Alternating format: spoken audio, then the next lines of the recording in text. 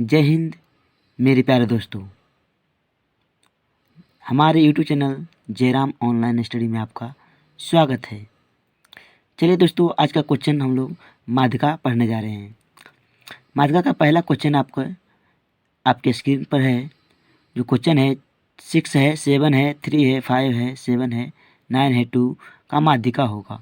आपका ऑप्शन दिया गया है, तो आप बना सकते हैं।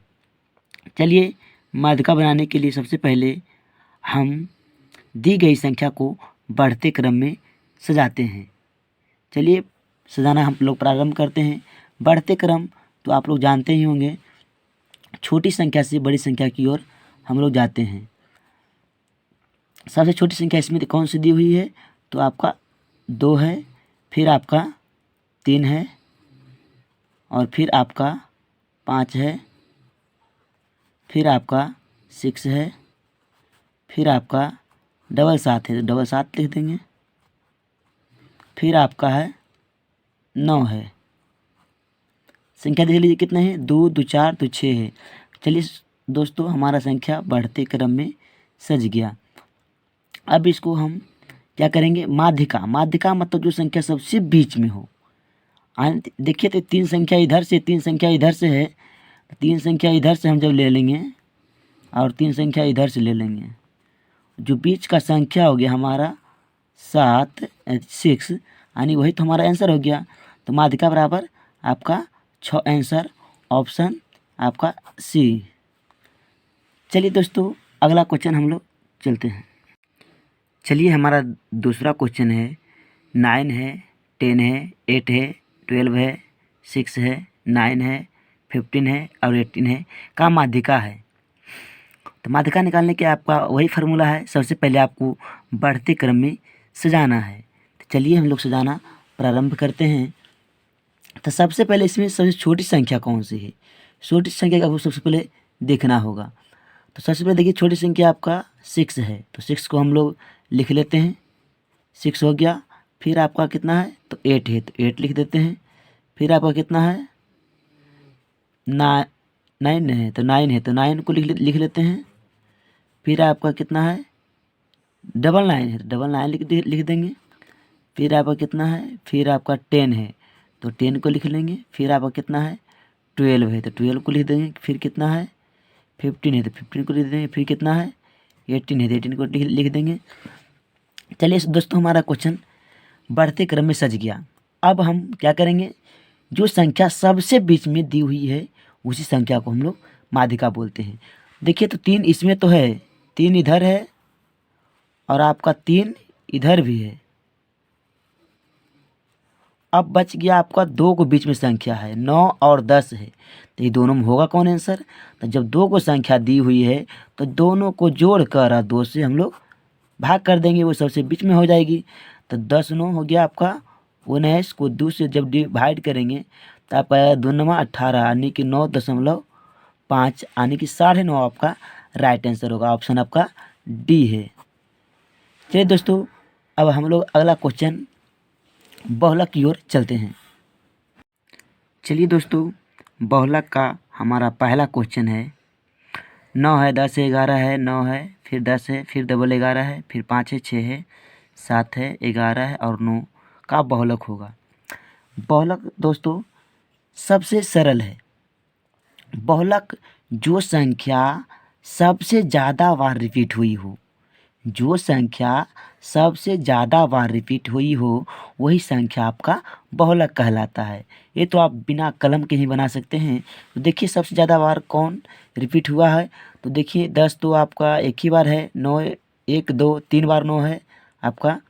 इसका देखिए 11 1 2 3 4 बार रिपीट हुआ है, यानी सबसे ज़्यादा संख्या जो है वो 11 रिपीट हुआ है। तो आपका ऑप्शन कौन हो जाएगा?